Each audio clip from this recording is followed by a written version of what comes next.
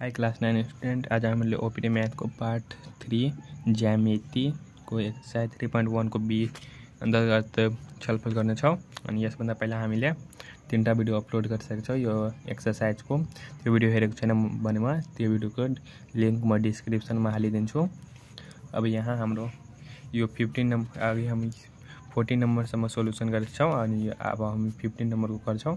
अनि 15 नंबर को के रहेको क्वेशन अनि हाम्रो x1 अनि y1 x2 अनि y2 रहेको छ अनि x, y रहेको छ।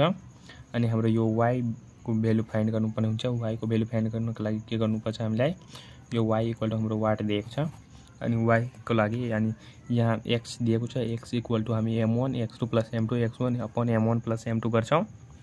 अनि यहाँबाट हामी m1 इज टु m2 को भ्यालु फाइन्ड गर्छौँ। अनि यहाँबाट x1 अनि x2 को भ्यालु पुट गरिसकेपछि अनि के सिम्प्लिफाई गरेपछि यो 4 is to m1 is to m2 को भ्यालु 4 इज टु 3 आयो। अनि यहाँ हामी अब हाम्रो y को भ्यालु चाहियो हो, यहाँ y को भ्यालु चाहियो, त्यसैले अब y equal to m1 into y2 plus m2 into y1 upon m1 plus m2 गर्यो। अब यहाँबाट हामी के गर्छौँ अनि यहाँबाट त हाम्रो y1 अनि y2 को भ्यालु पनि छ अनि m1 प्लस m1 अनि m2 को भ्यालु छ अनि y इक्वल टु गर्दाखेरि यो -29/7 एन्सर आयो। यसको एन्सर यो नै हुन्छ। अब म क्वेशन नम्बर 16 मा जान्छु।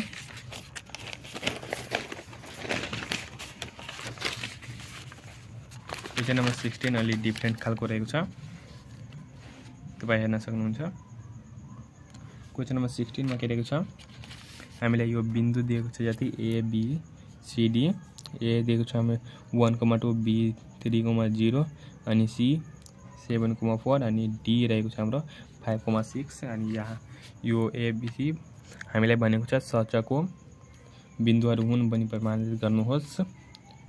अनि सचको बिन्दुहरू हुनका लागि हामी के a d अनि b c ड्रा गरियो अनि a c a d अनि b c को मध्य बिन्दु एउटै भएमा यो के हुन्छ, सच हुन्छ। त्यसैले अब a d को मध्य बिन्दु हामी फाइन्ड गर्छौँ।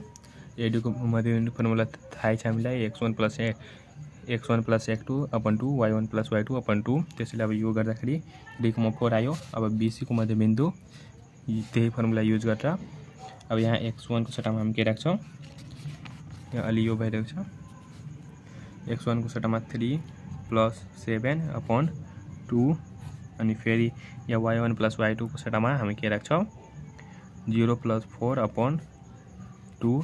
अब फेरि हाम्रो यहाँ 10 अपन 2 आयो भ्यालु यसको अनि यो 4 अपन 2 अनि यो इक्वल टु के आएको छ, यो यसको 5 अपन 2 आउँदो रहेछ।